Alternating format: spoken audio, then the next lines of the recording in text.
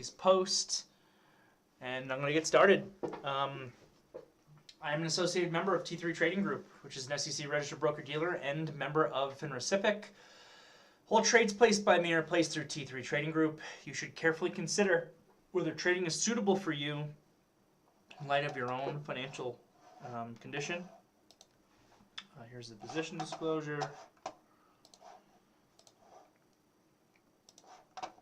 And let's go to the videotape, to the charts. Okay, super strong day today. I would say picking that out ahead of time was difficult based on the opening price action, which I'm happy to chat about. Where did we close here? So SPYs are up 1.5%, Qs are up over 2%, and the IWM is up 1.2%. All right, so to recap here,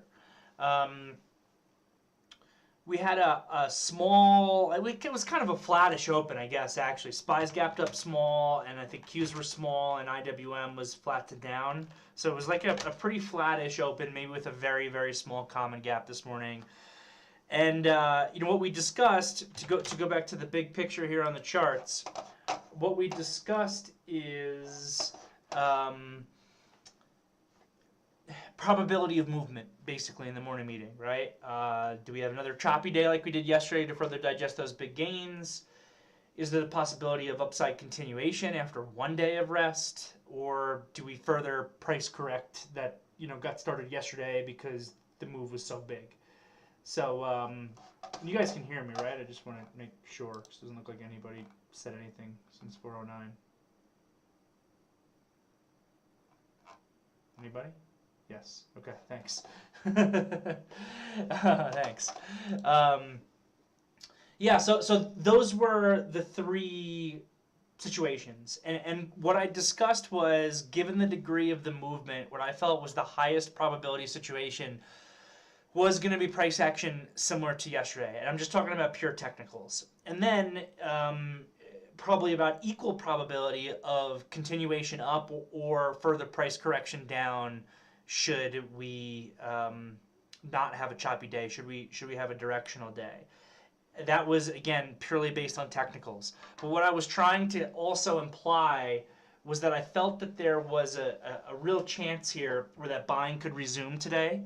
And one of the other things, and the reason for that is because the market's been so strong and we got a little bit of a cool off.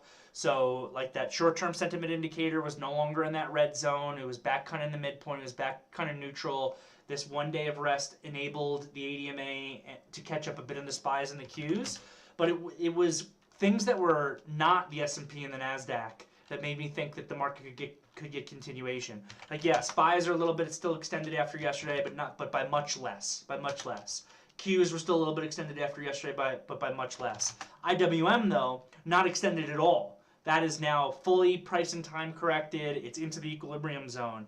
And whereas you've got stocks like Apple and Tesla that were really extended after yesterday, but also were our leaders and showing really good strength, I thought that there are other stocks out there, like a Facebook, that actually had set up really well over the course of the last 3 days.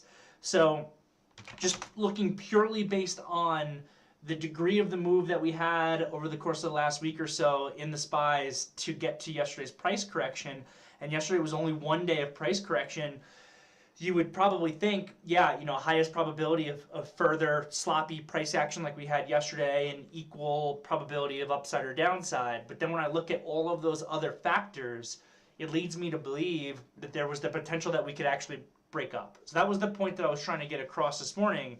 And another thing that we've spoken about a lot is I think that thus far, the buying that we've seen here has mainly been removal of hedges from institutions, short covering, and not necessarily real long buying coming back into the market. And on top of the fact that we know that there was a lot of hedging out there, there's a lot of short selling out there, we also know that the funds have been very underinvested. So one of the things that we had spoken about, I think, you know, last week or the beginning of this week, was, is there a chance that this buying here, which initially seems like, again, hedges being unwound and shorts coming in, is there a chance where if this holds up, that it actually starts to lead to new buying of institutions that are afraid of underperforming and afraid of missing the rally. And that's actually what it really looked like we saw today. But before I get to that, the price action today, what made today tricky was the first hour and a half. Like, and SPYs are actually best. This is probably not the chart I should be looking at, but if you look at the Qs and the IWM in particular, SPYs were, I remember saying to you guys at one point, maybe around 10 or so, I was like, guys, the SPY small time frame looks bullish, the Q small time frame looks neutral, the IWM small time frame looks bearish. We have no time frame continuity, and the market felt very loose this morning in its movement and was just kind of chopping all over the place. Particularly the NASDAQ, it seemed like it was just shaking everybody out in every direction. Trying to be strong initially, breaking the opening high just to break the opening low. Then new highs are coming in, and we get that close above 354 that I kept talking about intraday. So this right here, I think that this little upside movement pushed out some shorts, suckered in some longs, just for there to be no follow-through on the buying, lead us all the way down, break new lows on the day, break yesterday's low as well for the Qs, have this kind of higher volume candle here where now the opposite just happens. Your shorts are maybe now entering for momentum. Longs are just getting stopped out on the break of the day low, on the break of yesterday's low, who had just gotten suckered in here. They were really just whipsawing this market every which way early on. And I kind of hit the point where I threw in the towel, to be totally honest with you guys, on the potential of getting that upside movement that I did think was possible. I hit a point where, and I'm pretty sure I said it out loud, when we failed this time, I guess, and started breaking down, even before we broke down, but when we failed this time, I think I hit the point where I was like, guys, you know, I thought that we could maybe get some upside price action, but it looks like the technicals are telling the story here, and we know based on the technicals that there is a high probability of choppy sideways action. And that's really what it was looking like to me. Sure, you had the SPYs holding up. I think financials were trading okay earlier, but they had this nice little intraday breakout bar at 10 a.m. that got fully negated. So even this was starting to not look as bullish. The Qs, again, just kind of complete failure here on this break higher, then leading to new lows. And the IWM was really trash right from the beginning. This first candle in the IWM was just gross, like just heavy selling. They smoked it. I said, you know, then it was starting to build out a little bit of a bearish pattern that actually broke up. But I said that the IWM could only get a little bit more bullish if opening highs were able to break. And they didn't. They didn't break those opening highs here. That failed. It just was, again, choppy, sloppy price action. New lows come in. And then out of nowhere, at like 11 o'clock in the morning, you see this volume come in. And it's like, okay, we're breaking up. But then even look at the tail on this candle. Like, the tail on this candle is like, this is not what you want to see. Like, okay, new highs are finally coming in. We're breaking up. Look at all this volume coming in. Look at the momentum that's coming in. Maybe there's a chance here. And then even here, this market snapped all the way back down. So there were so many chances for this market to go today. The intraday price action was very sloppy, very choppy. And then all of a sudden, post 11 a.m., which is pretty unusual, the move finally came in. And I think I even remember saying at one point here when we were kind of working our way towards highs, I was like, wouldn't it be interesting if after all this shaking and baking, because this is when we start to see the option flow hitting, that we, you know, really actually break up today. At this point, I also said out loud, I just want this market to wait for tomorrow. Let's just get this market to wait for tomorrow. Let's have another choppy action day. Let's let the SPYs and Qs catch up a little bit more, and then maybe tomorrow, you know, we'll see if real buying kind of comes in. But then we saw so much bull flow coming in, like so much bull flow. And I'm actually curious, I don't know if Pat is listening or if he knows a lot about trading and just uses this as an opportunity to take a little break when I do the afternoon meeting. But I was thinking at one point, like, I'm curious to know if Pat has any statistics or has access to any statistics on, like, degrees of bull flow. Like was today, and anecdotally I think this way, but I don't have the data to prove it. Today seemed to me like a day of a very unusual amount of heavy bullish option flow coming in very consistently, particularly with a lot of those NASDAQ stocks. And I'd be curious to know if there's, yeah, okay, so you don't actually, Pat says I don't have actual data but I would agree. So we just saw so much bullish option flow hitting today. Like it was really nuts. Like Nvidia, AMD, Apple, like kind of take your pick. The indices themselves, it was just one after the next, after the next, after the next that really boosted this market in a major way. And to me, what it felt like, and again, no data to prove this. To me, it felt like today was the first day of real, actual buying coming in. Right. So today was a day that, to me, it felt like real, actual bull buying was coming in.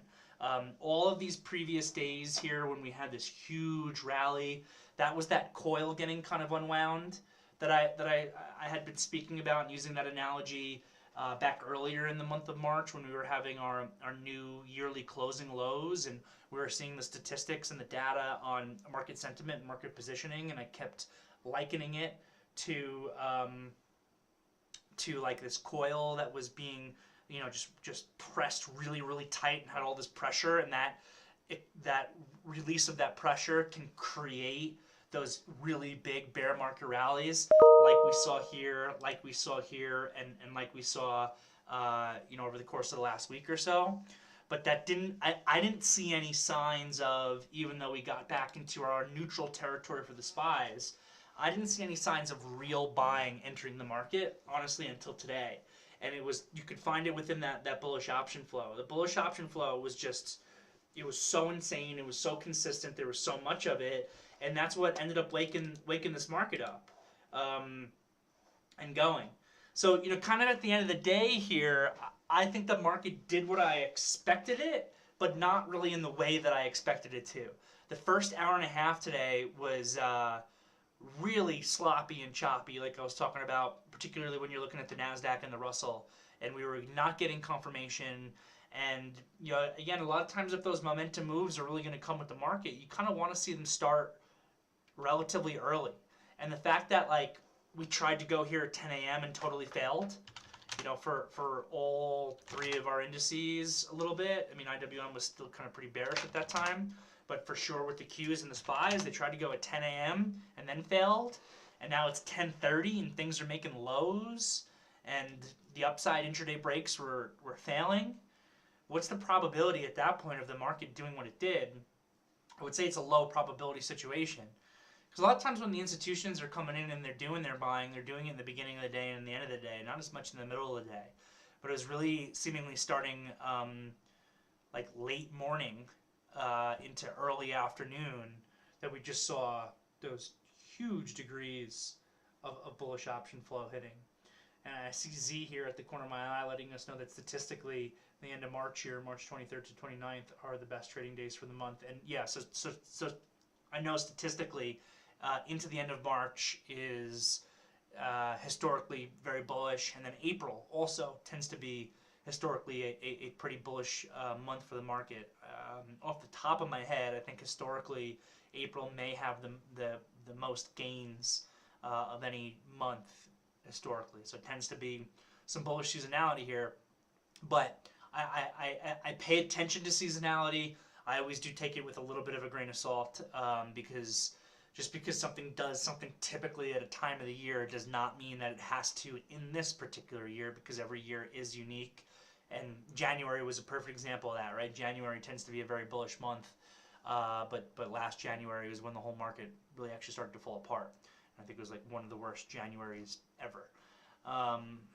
So again, you know, really interesting day, because at the end of the day I kind of got what I wanted, but I do think it was really difficult to sink your teeth into this move today unless you had the courage to be putting on a lot of new risk in between, like, you know, starting from like 11 a.m. basically, 11:05 a.m., which I know for me personally, just based on probability and statistics, that's exactly when I'm not looking to put on a lot of new risk.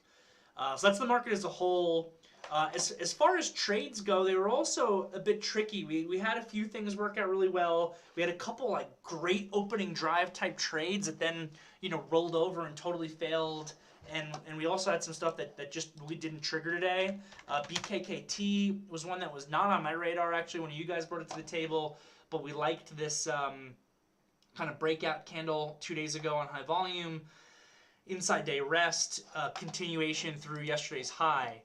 So I was actually able to buy this thing the second the market opened. I got $7.27 as my price, and was able to use the opening low as my stop loss, $7.24, which always means that my stop is going to be at $7.23. I always put my stop a penny below the pivot or a penny below the ignition bar low. So basically was able to enter this BKKT for 3 cents risk off the open. Fantastic opening volume on this thing. It looked really good. I was actually able to get a sale at 74 cents. The high was 76 cents. I was able to more than cover my risk and sell a little bit of extra. Thought we had a really good one here, again with really low risk on it. And then this thing failed.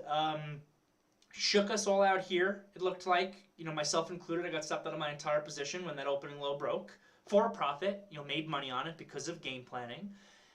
And then all of a sudden everyone's, oh my god, we got shaken out, blah, blah, blah, blah, blah. And it looked like the thing was going higher, just to then completely and utterly fail.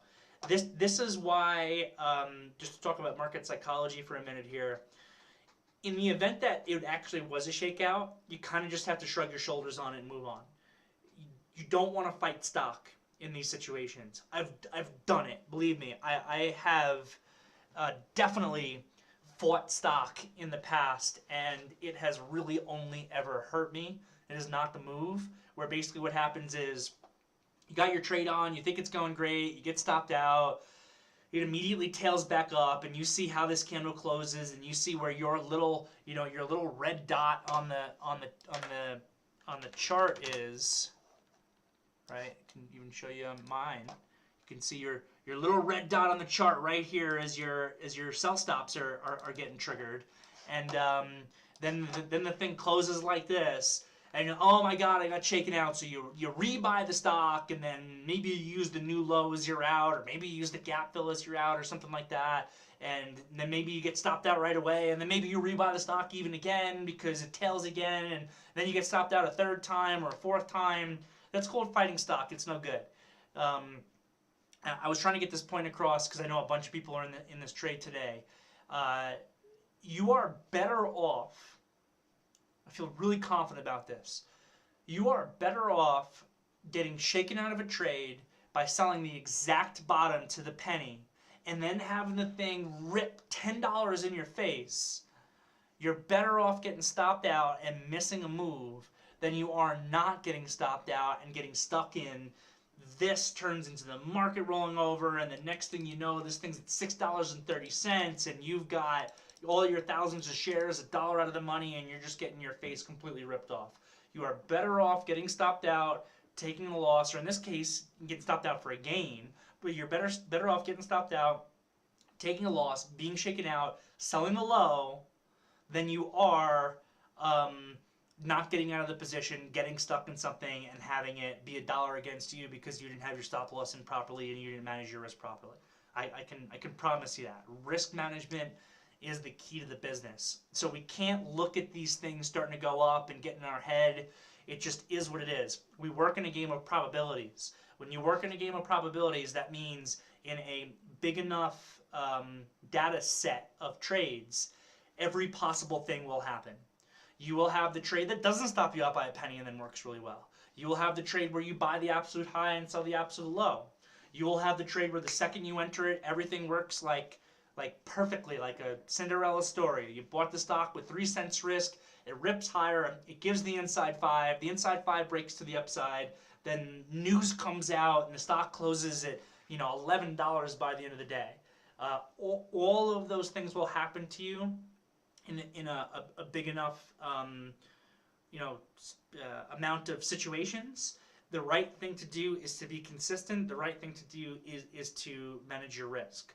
So I actually think that this is like a great little case study of, first of all, how good execution can enable you to make money in a trade that fails, how you don't want to fight stock because you got stepped out for a reason, and don't have FOMO and be upset at yourself because you got stopped out and then the thing looks like it's working, because next thing you know, this could be happening, and if you didn't have your stop loss in place properly to begin with, you find yourself in a really tough spot. So I actually think that this was a really good trade for a lot of reasons, and it's actually really good how it worked out because we can all draw a lesson from it.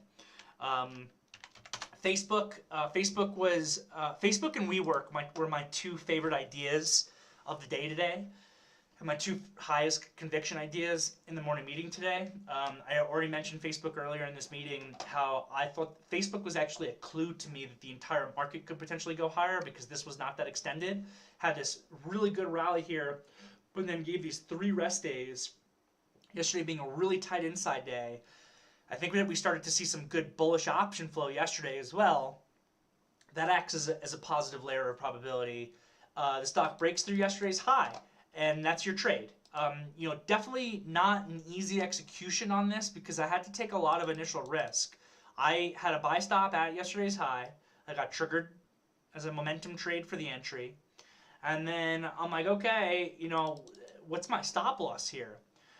I don't consider this to be an ignition bar. We're not really breaking through a resistance level. I don't have relatively high volume on the candle, so I'm not going to use the low of this bar as my stop loss. So that means I either need to use like the day low or I need to use a previous pivot low.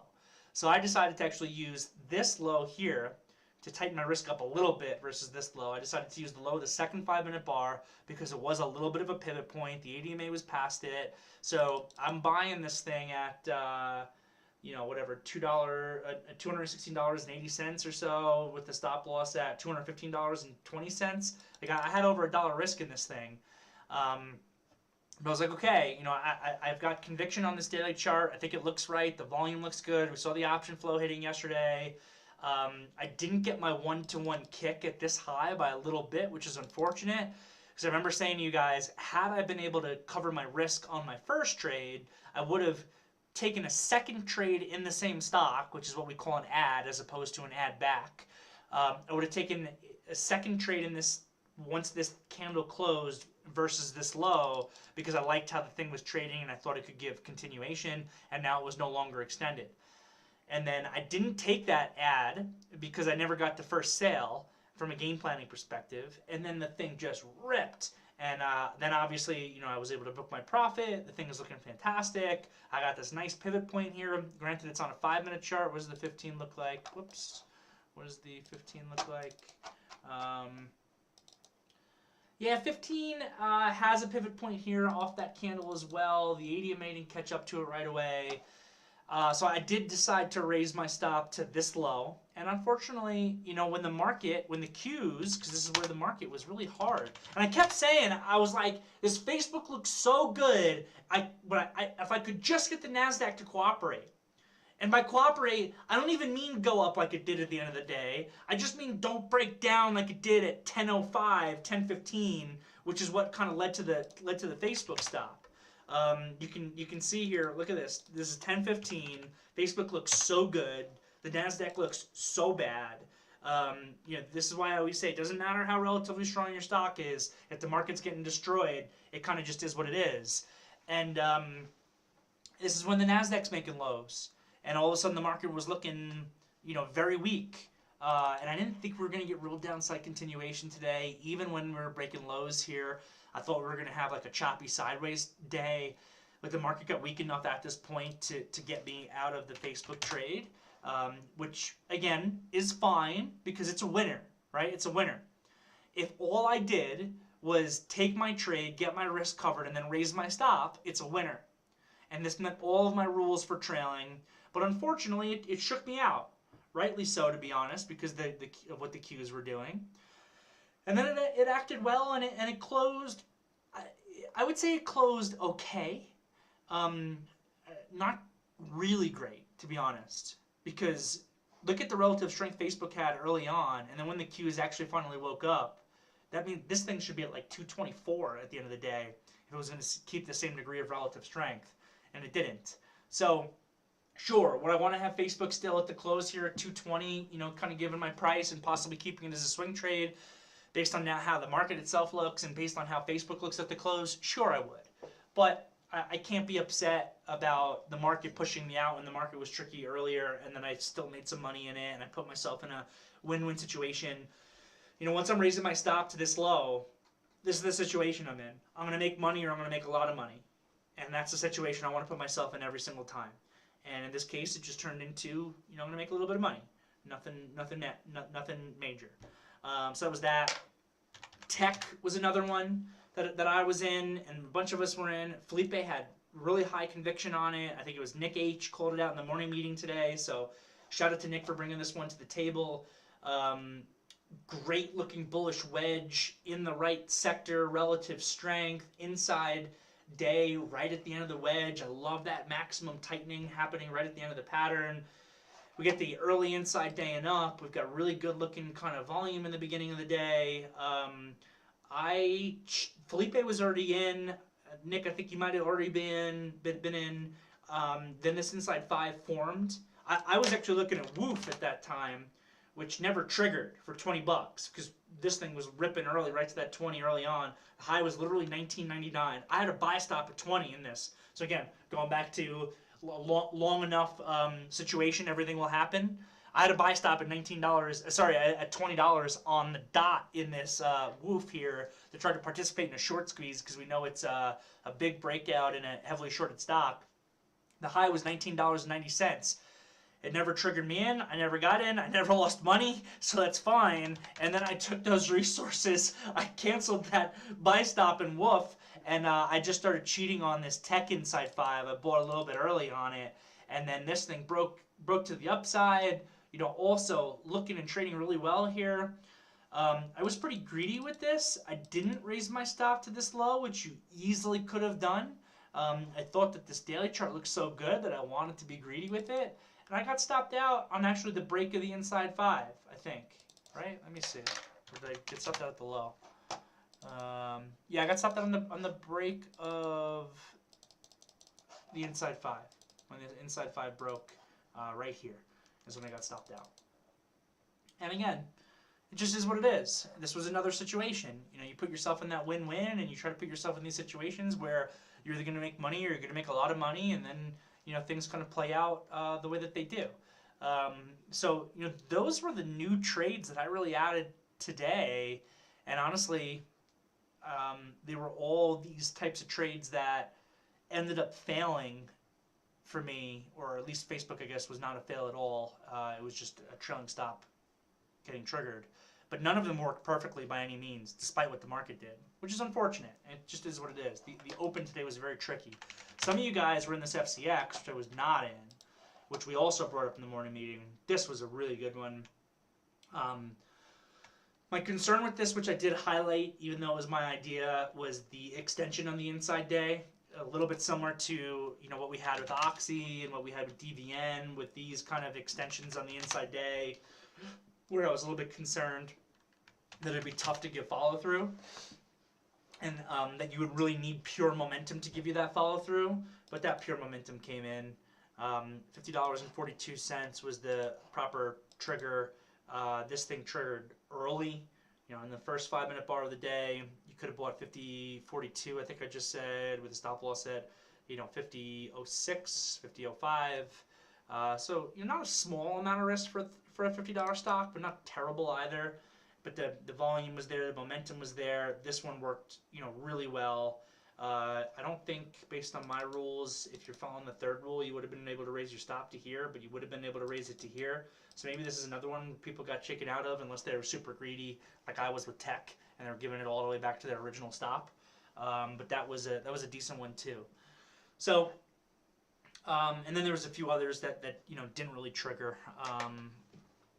So anyway, and I do have a hard cut off at 5 o'clock today. I should have said that earlier because I have a meeting that I have to jump into, an internal meeting at that time. But that really covers everything. You know, we discussed the market here, kind of giving what we were looking for, but making it difficult with that opening price action to actually do it. I don't have any of my hedges anymore. I got out of spot. I got out of 2/3 to 3/4 of those hedges into yesterday's down move to begin with, and then the little bit of the remainder I had, I got out into the afternoon here, when this market was starting to break levels to the upside, and that bull flow just kept coming in and coming in and coming in.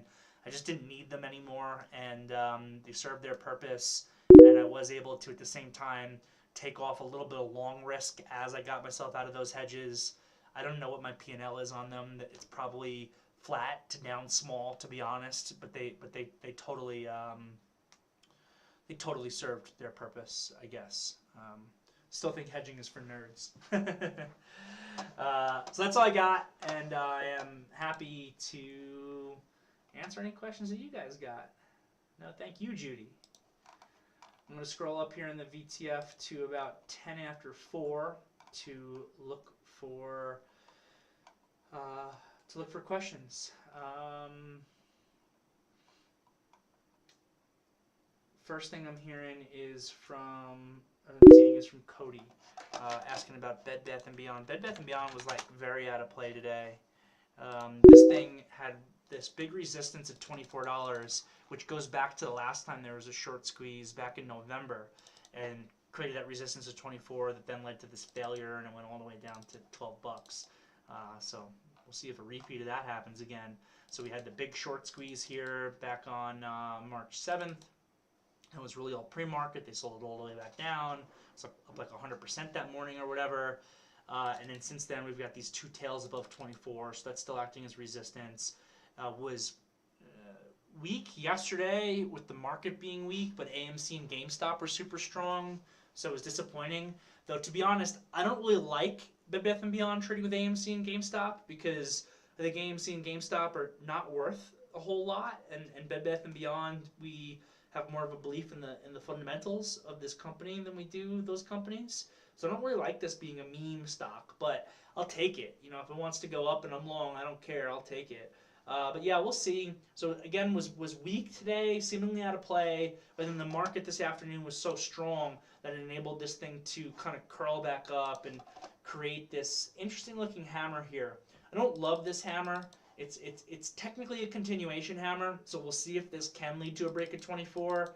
And it's in the right spot. It's in the equilibrium zone, but I don't love the low volume. I don't love the fact that to me, it seems like this thing was acting very weak. And the only reason why this candle shape is even this candle shape is because of the degree of strength that we saw in the market in the afternoon.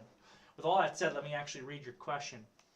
At 10:15, it was forming a 15-minute hammer.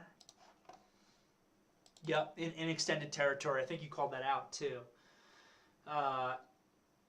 There wasn't any relative volume. You always want the volume because it's confirmation, but it was extended. That's the other thing that we need. So you've got one of the two things that you really want. I was thinking of buying at 21.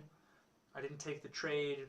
Just wanted to know if the thought process was correct. Yeah, your thought process is 100% correct, Cody. You know, whenever we have this type of trade here, we want to have extension and volume confirmation. And when we have extension and volume confirmation, there's probably at least there's probably a probability that is greater than 50% of getting a snapback to this equilibrium area. So as long as your risk reward to that equilibrium area is better than 1-to-1, it makes it a really good trade when you have those other factors that are confirming it.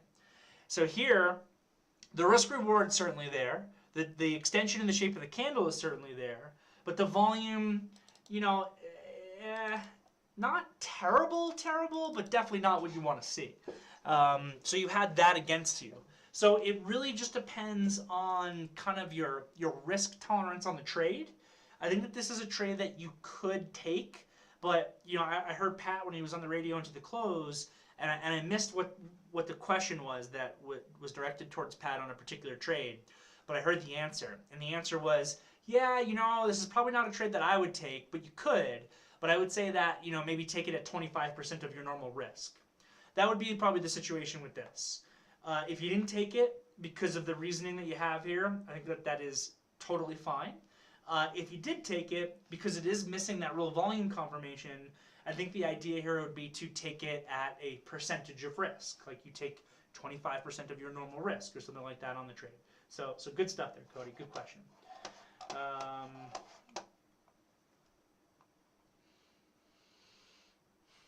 Sunny letting us know that SPY had one of its lowest volume days of the year so far. Yeah, someone brought that up on this day also.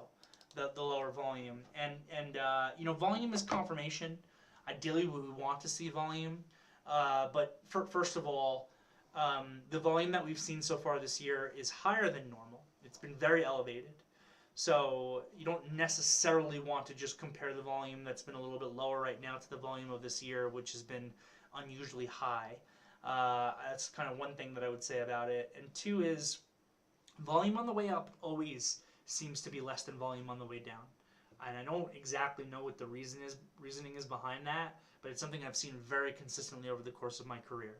And I remember back in 2012, when people were still calling for a double-dip recession from the financial crisis, and the market needs to go all the way back down to March of 2009 lows, that one of the biggest reasons people were saying that was because there was not enough volume on the upside of the move.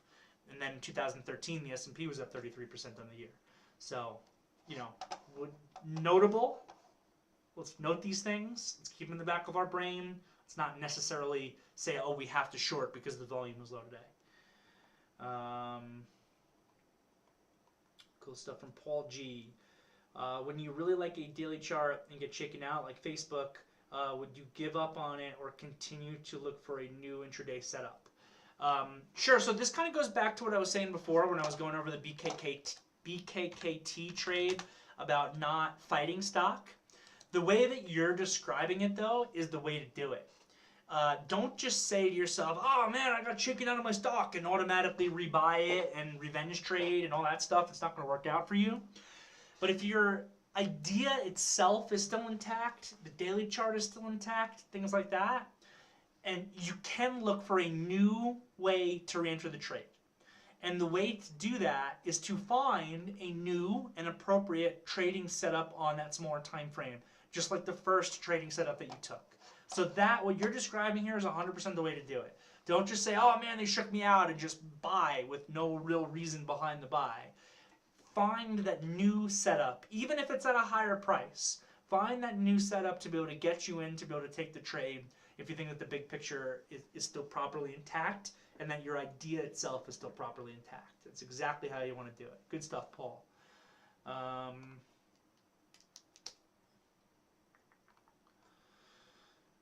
People were expecting Neo numbers.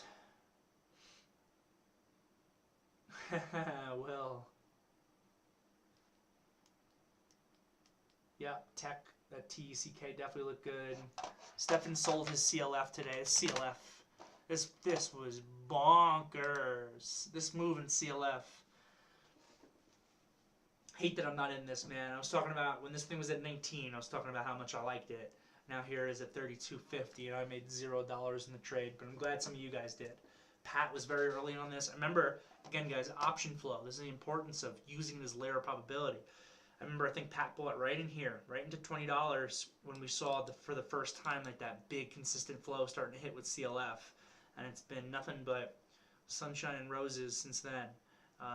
Really, really nice move. At this point, the thing's getting a little silly, getting very extended, very high volume there.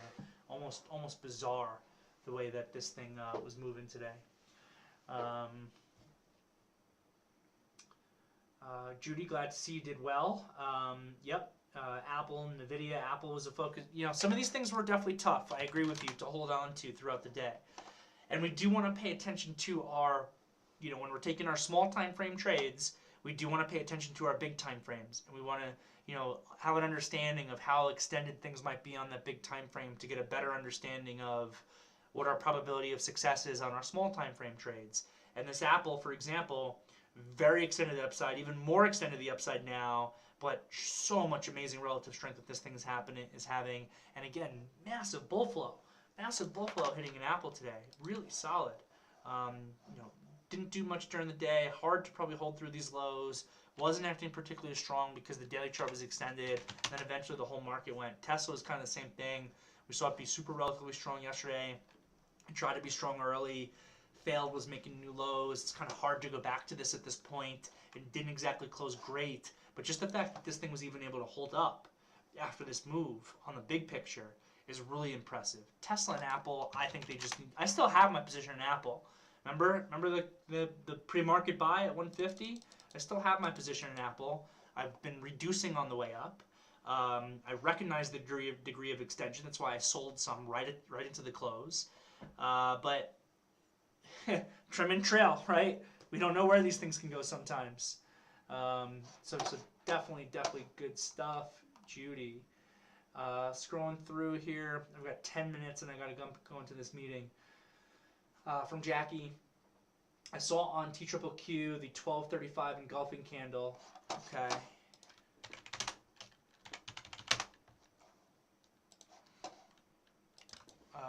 1235. Yeah, this little 5-minute here on pickup of volume. Not a great time of the day. The previous 2 candles in the 5-minute, then followed by 2 inside candles. Yeah, real tight. I remember seeing that also. The thought process was that the Qs had a large move up, which looked like a pull. Then it was flagging. Okay, I take a little issue with calling that a bull flag. I think you're a little too microscopic on it. But I get the idea here. And at the end of the flag, before the breakout, where those inside candles appeared. Any thoughts on this setup and thought process? Although the time of the day was not great. Yeah, for sure. So I understand how you're describing this, and I think that you're broadly describing it correctly. I wouldn't call this a flag based on that term, because a flag is continuation pattern, and I know it was coming from here, but at this point it was consolidating. Like a bull flag would have been if it went sideways, like right in here, and the ADMA caught up, and you got continuation, something like that. But again, I understand the concept that you're trying to get across, which is this thing kind of was breaking lows here. You've got this bigger green candle that was a little bit of an engulfing candle, followed by this rest, this clear intraday kind of resistance at 55.50, and then it breaks higher. Is there a trade there? Yes, I would describe this as like a seed level trade. I'm not taking that. Time of day being the biggest reason. Most of the time, or very often I should say, this time of day we get range-bound price action. And if you overread internal technicals on small time frames in the middle of the day, you can really fake yourself out and get yourself into trades that were not there. So today we happen to have a very strong close. You had all the bull flow coming in that acted as a layer of probability that enabled this thing to work its way up, and maybe you recognized all the bull flow and that the market's finally going and we're getting extension and you're just looking for any excuse to be able to buy. Here's your excuse to do it. Fine. I would just be very, very cautious about thinking that you can, everything else held equal, make money on this type of pattern at this time of day in the long run. I think it's going to be tough. But I definitely understand what you are describing. And I hope that helps, Jackie. Stefan's saying, I love Odin. I don't know what you're talking about, Stefan. Isn't that a god? One of your gods? One of your Norse gods?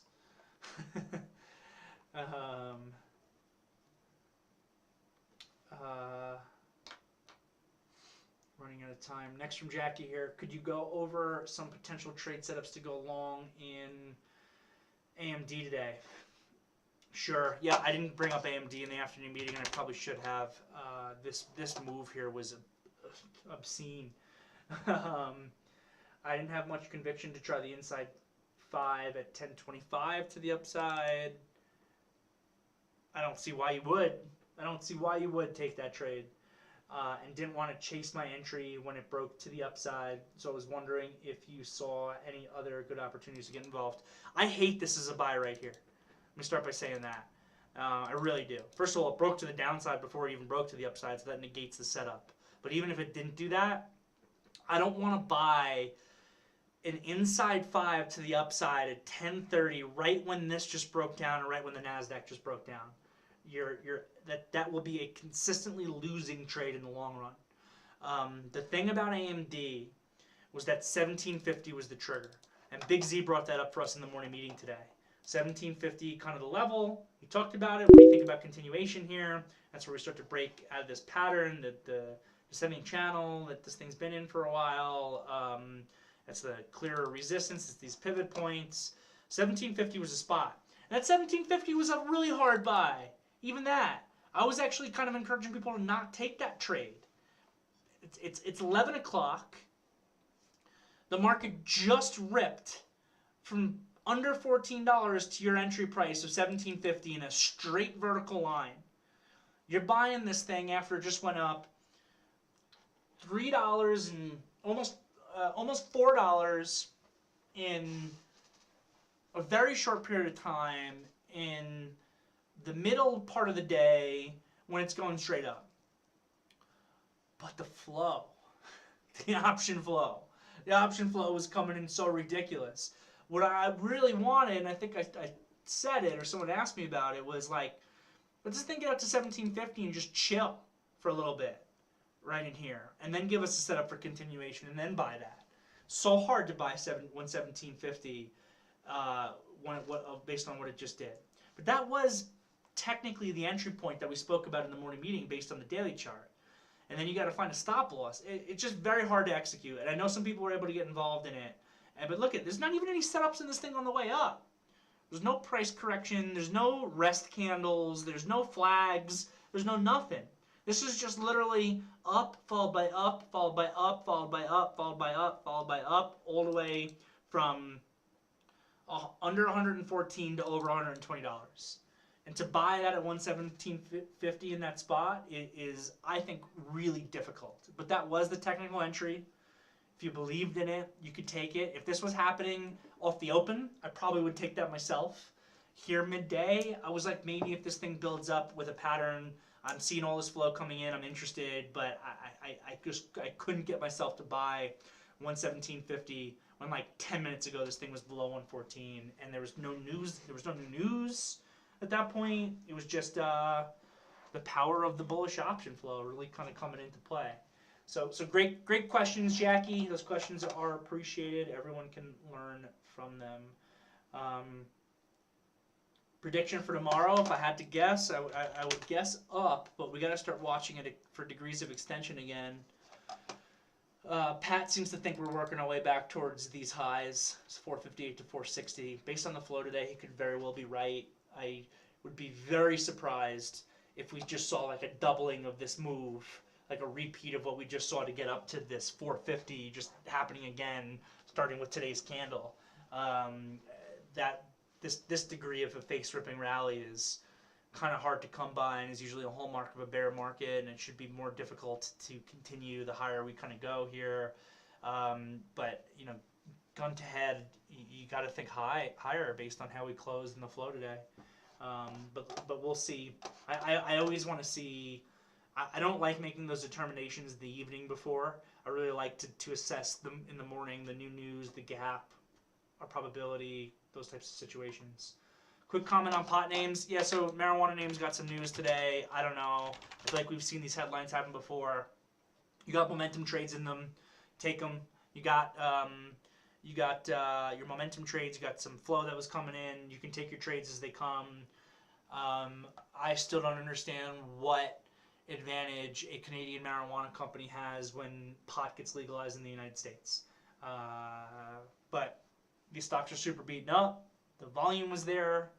The momentum was there. Maybe the trades were there. I didn't really look at them too closely. I know somebody mentioned really early, though, on this candle. Oh, look. Or no, maybe here. Oh, look at the volume that just picked up in Tilray. And then bam, next thing you know, it's gone.